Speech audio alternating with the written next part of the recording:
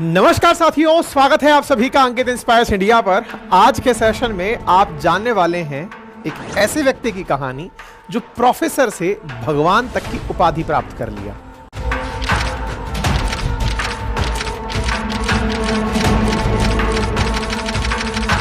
और ज्यादा पुरानी बात नहीं है, हाँ, लेकिन पुरानी जरूर है।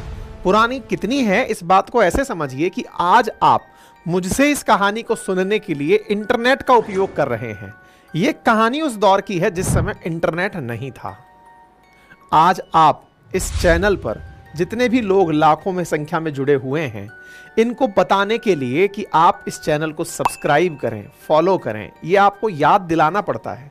लेकिन हां, यह कहानी उस दौर की है जब सोशल मीडिया भी नहीं हुआ करता था। साथियों, एक ऐसे ही दौर के व्यक्ति की बात कर रहे हैं जिसकी फैन फॉलोइंग भारत ही नहीं, वर्ल्ड के कई देशों में थी। लाखों की संख्या में लोग जिसे आज भी उसकी मौत के कई साल बाद भी जानते और मानते हैं। कल्पना कीजिए कि 50 से 60 साल पहले भी इस व्यक्ति से प्रभावित होकर लोग लाखों की संख्या में इसके एक इशारे पर इधर से उधर हो जाया करते थे। आज के सेशन में हम बात कर रहे हैं आचार्य रजनीश की। आज के सेशन में हम बात कर रहे हैं ओशो की, जिनकी वीडियोस आज उनकी मौत के 35 साल बाद भी लाखों लोगों के द्वारा देखी जा रही हैं। उनके वीडियोस को आज भी लाखों लोगों का समर्थन मिल रहा है। यह कहना अतिशयोक्ति होगा कि ये आज के जमाने के यानी कि 20वीं सदी के महान दार्शनिकों में से एक थे, लेकिन यह कहना अतिशयोक्ति नहीं भी होगा कि इन्होंने फिलॉसफी की पढ़ाई करके ही स्पिरिचुअल गुरु बनने का रास्ता अपनाया था। तो कैसे एक फिलॉसफी का प्रोफेसर बन गया स्पिरिचुअल गुरु, और कैसे एक स्पिरिचुअल गुरु बन गया भगवान ओशो। आज के सेशन में इस बात पर भी चर्चा होगी कि भारत सरकार ही नहीं, अमेरिका का प्रशासन भी जिसकी पॉपुलैरिटी से डरने लगा। एक ऐसा व्यक्ति जिससे प्रभावित होकर लोग अपनी करोड़ों की संपत्ति छोड़कर उसके आश्रम में नौकरों की तरह काम करने पर मजबूर होते थे। एक ऐसे इन्फ्लुएंसर की जिसकी 21 देशों में एंट्री बैन थी, जिसके बारे में कहा गया है कि उसे अमेरिका की जेल में स्लो पॉइजन देकर मारा गया।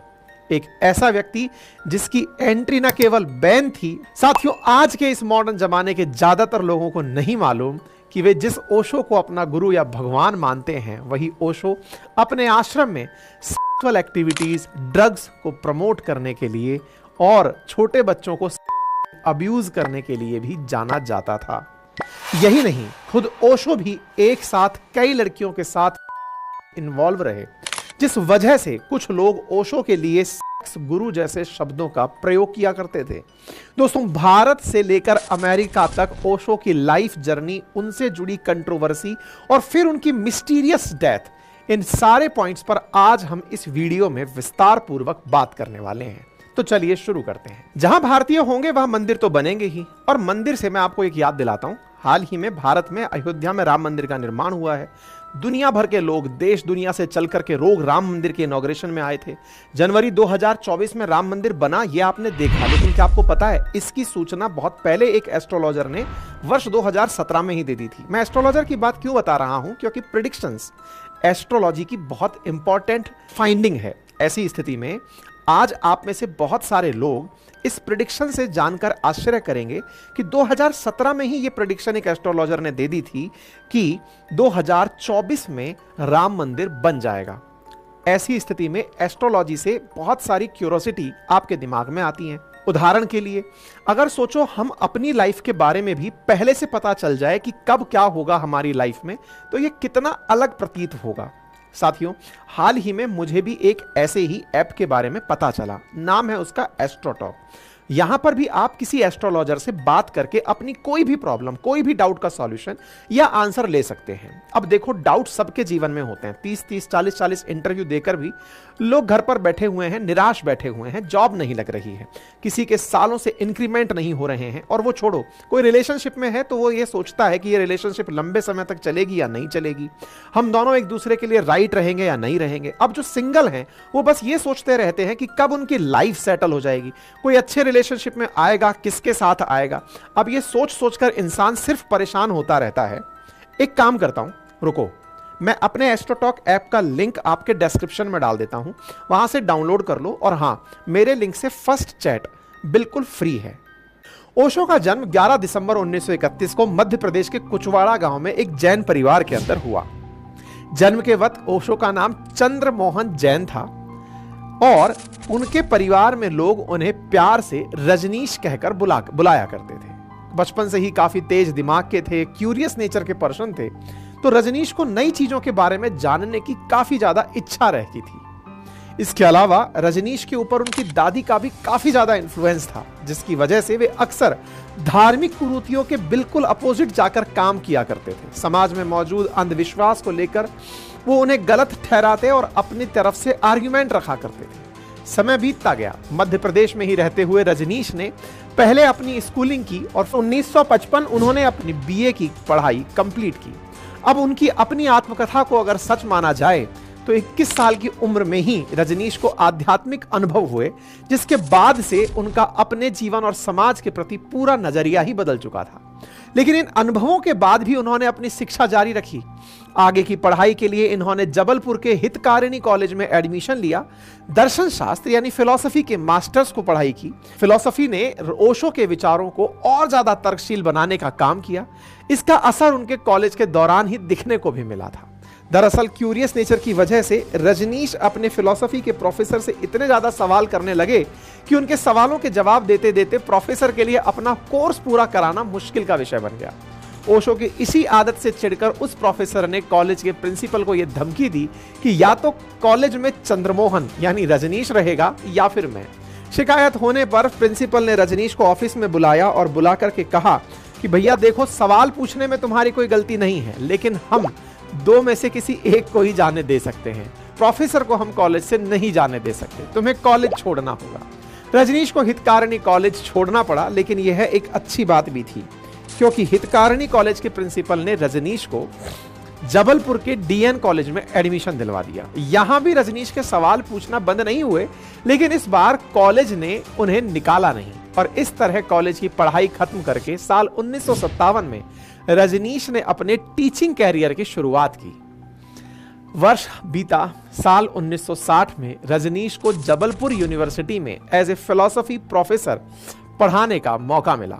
साथियों, रजनीश को अपने समय का बेस्ट फिलॉसफी प्रोफेसर माना जाता था, लेकिन रजनीश को फिलॉसफी से ज्यादा स्पिरिचुअल गुरु बनने में इंटरेस्ट था और इसके पीछे सबसे बड़ी वजह थी रजनीश चाहते थे कि अपने थॉट्स को वो ज्यादा से ज्यादा लोगों तक पहुंचाएं, जिसके लिए वो कॉलेज में पढ़ाने के साथ साथ अलग अलग जगहों पर शिविर लगाया करते, लोगों से धार्मिक कुरीतियों और राजनीतिक मुद्दों पर खुलकर बात किया करते। लेकिन रजनीश की पॉपुलैरिटी का जंगल की आग की तरह फैलने का सबसे बड़ा कारण था सेक्सुअलिटी के ऊपर उनके बेबाक बयान। जहां आज भी हमारे देश में को लेकर खुलेआम बात करना बहुत असामान्य लगता है, वहीं ओशो इस काम को 60 के दशक में कर रहे थे, वे भी अपनी पब्लिक मीटिंग्स में, जिसका परिणाम यह हुआ कि उनके साथ कंट्रोवर्सीज होना शुरू हुई और इस बात से भी ओशो को फायदा हुआ क्योंकि उनकी कंट्रोवर्सीज ने उन्हें ज्यादा से ज्यादा लोगों के बीच में पहुंचने का काम किया। जैसे जैसे वो लोगों के बीच पॉपुलर होते चले गए, साल 1966 में उन्होंने टीचिंग का प्रोफेशन पूरी तरह छोड़कर स्पिरिचुअल गुरु बनने का रास्ता पकड़ लिया। यहां से शुरू होती है उनकी स्पिरिचुअल गुरु की जर्नी, जिसके बाद वे भारत के अलग अलग हिस्सों में घूमकर प्रवचन देने लगे और इस तरह लोग उन्हें आचार्य रजनीश के नाम से जानने लगे। साथियों, इन्हीं शिविर आयोजनों में ओशो की मुलाकात मुंबई में रहने वाली लक्ष्मी से हुई, कि सबसे पहली फॉलोअर बनी। ओशो ने उसका नाम बदलकर मां योग लक्ष्मी रख दिया। दरअसल नाम बदलने की इस प्रैक्टिस के पीछे ओशो का तर्क यह था कि जब कोई व्यक्ति अपने नाम को बदलेगा तभी उसे अपने पुराने जीवन से मुक्ति मिलेगी और वो सन्यास के रास्ते पर चल पाएगा। मां योग लक्ष्मी से मिलने के 1 साल बाद ही ओशो ने मुंबई में अपना मुख्यालय स्टैब्लिश कर लिया, जहां महायोग लक्ष्मी उनकी मेन असिस्टेंट के पोस्ट पर काम करने लगी। साथियों, यहां आपके मन में एक सवाल जरूर आ रहा होगा कि आखिर ओशो लोगों से ऐसा क्या बोलते थे जिसे सुनने के बाद लोग उन्हें फॉलो करने लगते थे। इसे समझने के लिए हमें साल 1970 में ओशो द्वारा शुरू किए गए नव संन्यास मूवमेंट को समझना होगा, जिसमें उन्होंने लोगों तक यह बात पहुंचाई कि एक सन्यासी बनने के लिए आपको ज्यादा कुछ छोड़ने की जरूरत नहीं है। आप लाइफ के सारे मजे लेते हुए भी एक सन्यासी बन सकते हैं। दोस्तों की भीड़ में से अलग उठकर कोई इंसान बिल्कुल ही अलग और यूनिक बात अगर बोलेगा तो लोगों के ऊपर इसका असर होना ही था। ओशो ने लोगों के सामने सन्यास का एक ऐसा आसान रूप रख दिया जिसे लोग बिना हिचकिचाए ओशो के मेथड के रूप में फॉलो करने लगे। अगर इसे और भी आसान भाषा में समझा जाए तो ओशो ने लोगों से कुछ ऐसा कहा कि अगर किसी चीज को पाने के लिए आपको 12 साल की मेहनत लग रही है तो आप गलत रास्ते पर चल रहे हो। आप मेरे सुझाए रास्ते पर चलो, आपको बिना मेहनत के 12 महीने में ही चीज मिल जाएगी जिसके लिए आप 12 साल तक की मेहनत कर रहे हो। यानी उन्होंने अध्यात्म और संन्यास को लेकर हजारों वर्षों से चली आ रही त्याग और तप वाले कंसेप्ट को बिल्कुल बेकार बताकर लोगों से कहा कि आप पूरे मजे के साथ सन्यासी और आध्यात्मिक जीवन जी सकते हो। फिर क्या था, आसान रास्ता भला किसको पसंद नहीं होता, जिसका नतीजा यह हुआ कि देखते ही देखते छोटे से लेकर बड़े लोग भी ओशो के फॉलोअर बन गए, जिनमें से एक बड़ा नाम था बॉलीवुड सेलिब्रिटी विनोद खन्ना का। ओशो का मानना था कि धर्म और राजनीति एक ही सिक्के के दो पहलू हैं, जिनका इकलौता उद्देश्य है लोगों को अपने कंट्रोल में रखना।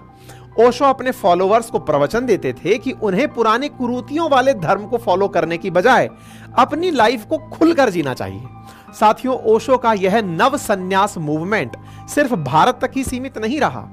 जैसे जैसे यह फेमस होता गया वैसे वैसे विदेशों से भारत आकर अंग्रेजों की जुड़ने की परंपरा शुरू हो गई। इन्हीं में से एक थी क्रिस्टीना वुल्फ, जिसे ओशो ने मां योग विवेक नाम दिया, जिसे आगे चलकर मां प्रेम निर्वाणों के नाम से भी जाना गया। मां प्रेम निर्वाणों ओशो की पर्सनल असिस्टेंट का काम करती थी। समय बीतता चला गया।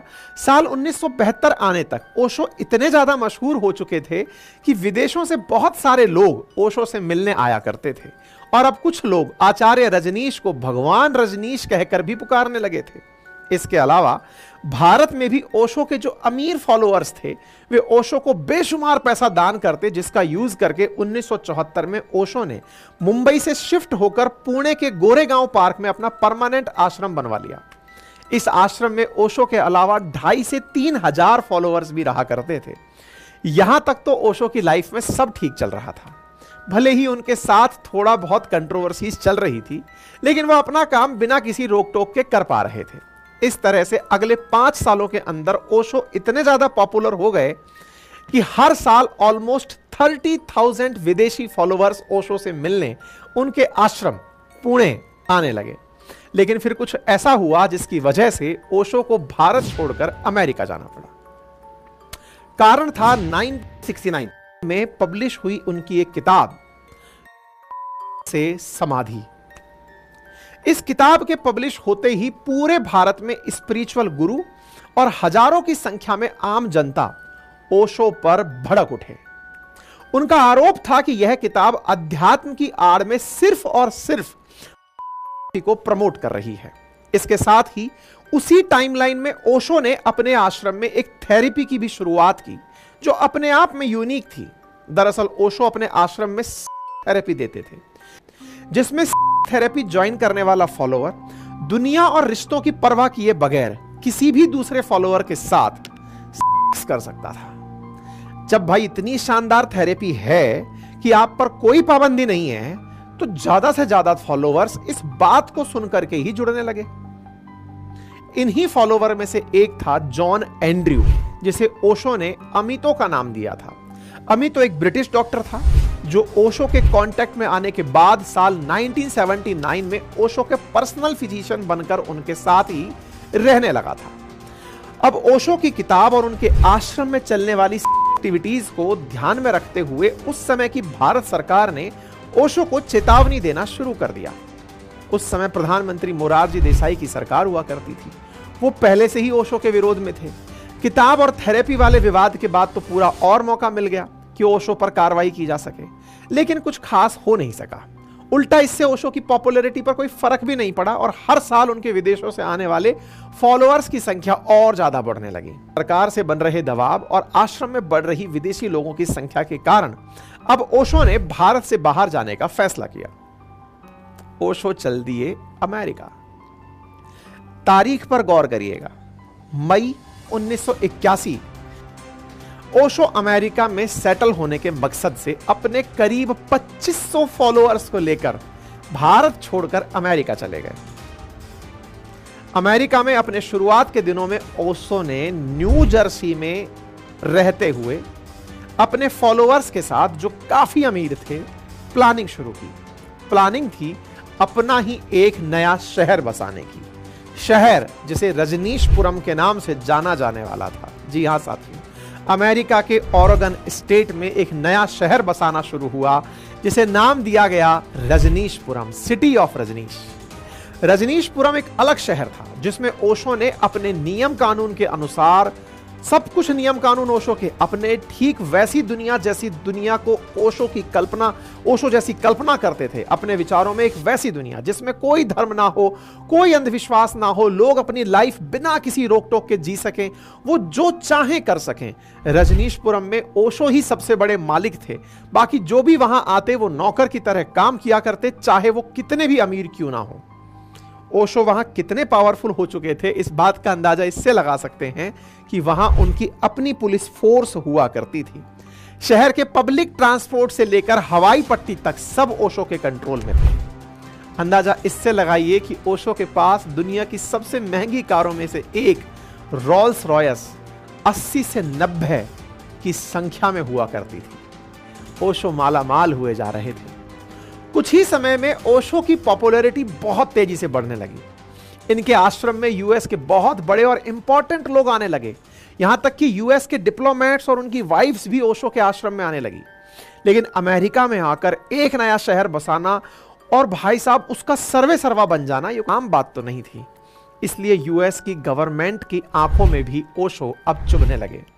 दूसरी ओर रजनीशपुरम के आसपास के जो शहर थे ना, उसके लोग भी रजनीशपुरम की वजह से परेशान रहने लगे कि यार हमारे पड़ोस में एक आदमी आया जिसको लेकर लोग आ रहे हैं। तो भाई उन नागरिकों को हो रही परेशानियों के चलते उन्होंने सरकार को शिकायत कर दी। यूएस गवर्नमेंट को जब खबर मिलती है कि भाई वो व्यक्ति आने वाले समय में अपने रजनीशपुरम में हजारों होमलेस जिनके पास घर नहीं है, उन लोगों को भी वहां रहने दे रहा है, ताकि जब वास्को काउंटी इलेक्शन हो तो ओशो रजनीशपुरम का अपना एक कैंडिडेट चुनाव में खड़ा हो सके और यहीं से वो होमलेस कैंडिडेट के माध्यम से वोट देकर उन्हें जिता सके। मतलब ओशो ने अपनी ही एक कॉन्स्टिट्यूएंसी रजनीशपुरम बनाने की प्लानिंग कर ली थी, ताकि उस क्षेत्र का एक राजनीतिक प्रतिनिधि भी संसद में पहुंच सके। अब यूएस गवर्नमेंट इन इल्जामों की जांच करने लगी। इसी समय ओरिगानो शहर के अंदर 751 लोगों की फूड पॉइजनिंग हो गई। फूड पॉइजनिंग, पेट की बीमारियां, खाने के अंदर कुछ ना कुछ जहर जैसी चीजें समझ में आई। जांच हुई तो पता चला कि ओशो की ही एक फॉलोअर जिसका नाम था मां आनंदशीला ने जानबूझकर फूड पॉइजनिंग होने दिया, ताकि वो ओरेगोन के मूल निवासियों को वोट देने से रोक सके, क्योंकि ये लोग ओशो के कैंडिडेट को वोट नहीं देने वाले थे। यूएस गवर्नमेंट के सामने मां आनंदशीला का ये जब सच सामने आया तो उन्हें बायो टेरर अटैक के इल्जाम में अरेस्ट कर लिया गया। इसके अलावा ओशो और उनके आश्रम के ऊपर भी बहुत सी रोक और चार्जेस लगा दिए गए। लेकिन चीजें यही नहीं रुकी। यूएस का एडमिनिस्ट्रेशन ओशो को पूरी तरह से खत्म करना चाहता था और वो ये मौका बिल्कुल नहीं छोड़ना चाहते थे। मां आनंदशीला के बाद ओशो और इनके शहर रजनीशपुरम पर लगातार कार्रवाइयां होती रही। फिर लगभग 1 महीने बाद ओशो और उनके 7 फॉलोअर्स के ऊपर इमिग्रेशन फ्रॉड का चार्ज साबित कर दिया गया, यानी अब उन्हें सजा मिलने ही वाली थी। ओशो भी इस बात को जान चुके थे कि वो अरेस्ट होने वाले हैं। इससे बचने के लिए 28 अक्टूबर 1985 को प्राइवेट जेट से बरमूडा भागने की कोशिश की, लेकिन भागने से पहले ही ऑफिसर्स द्वारा इन्हें गिरफ्तार कर लिया गया। 81 से 85 मात्र 4 साल में एक शहर बसाकर वहां से भागने तक की तैयारी ओशो ने कर ली थी। ओशो को सीधा जेल में डाल दिया गया। जेल में रहते हुए उन्होंने कई बार अपनी बेल की अर्जी लगाई, लेकिन उसका कोई भी फायदा नहीं हुआ। अर्जी बार बार खारिज होती रही। जब आखिर में इनको बेल मिली तो इनके ऊपर $4 लाख का फाइन लगाया गया। इसके साथ ही उनके ऊपर यह पाबंदी लगा दी गई कि अब ये अगले 5 साल तक अमेरिका में एंट्री नहीं कर पाएंगे। वहीं यूएस के प्रेशर की वजह से दुनिया के 21 बड़े देशों ने ओशो को अपने कंट्री में एंट्री करने पर बैन लगा दिया। फिर आखिरकार सन 1986 में ओशो भारत लौटकर वापस आए। वे यहां आकर अपने वही पुराने गोरेगांव आश्रम में रहने लगे, लेकिन अब तक हुई बदनामी के बाद उन्होंने अपनी रीब्रांडिंग करने के मकसद से साल 1989 में अपना नाम रजनीश से बदलकर ओशो रख लिया। यानी अब भगवान रजनीश या आचार्य रजनीश सीधा ओशो बन गए। मतलब आप अपनी इस बात को समझें कि ओशो का मतलब होता है वो इंसान जिसने खुद को सागर में विलीन कर लिया हो। अमेरिका से भारत में आने के बाद ओशो की हेल्थ खराब होने लगी, जिसके बारे में जब ओशो से पूछा गया तो उन्होंने बताया कि अमेरिका की जेल में उन्हें जबरदस्ती थैलियम का इंजेक्शन दिया गया, जिसका प्रभाव एक स्लो पॉइजन के रूप में होता है, और उसी से ओशो की तबीयत लगातार खराब होती जा रही थी। उनकी पर्सनैलिटी भी अब वैसी नहीं रह गई थी, उनके हाव भाव भी हल्के पड़ने लगे थे, उनकी आक्रामकता बोलने में भी अब वो आक्रामकता नहीं रह गई थी। परिणाम यह हुआ कि 1990 में 19 जनवरी 1990 को ओशो की के दिन से 41 दिन पहले ही ओशो की गर्लफ्रेंड मां योगा विवेक उर्फ क्रिस्टीना वुल्फ की भी सस्पिशियस कंडीशन में उसी आश्रम के अंदर हुई थी। साथ ही उनकी बॉडी को भी बिना किसी पोस्टमार्टम के जल्दबाजी में दिया गया था। ओशो के साथ भी कुछ ऐसा ही हुआ। 19 जनवरी की दोपहर को ओशो के डॉक्टर गोकुल गुकानी को फोन आता है कि आश्रम में इमरजेंसी है, इसलिए जल्दी से आश्रम पहुंच जाइए। डॉक्टर गोकुल गुकानी पहुंचते हैं करीब 1 बजे आश्रम। वहां पर अमृतो रोते हुए गोकुल से कहते हैं कि ओशो अपना शरीर छोड़े हैं, जिस पर गोकुल बोलते हैं कि ओशो को वो बचा लेंगे, उन्हें ओशो से मिलने दिया जाए। लेकिन उन्हें ओशो से मिलने नहीं दिया गया। 3 घंटे बीत जाते हैं। फिर आश्रम में लगभग 5 बजे अमृतो उन्हें कमरे में आकर कहते हैं कि ओशो ने कुछ देर पहले ही त्याग दिए हैं।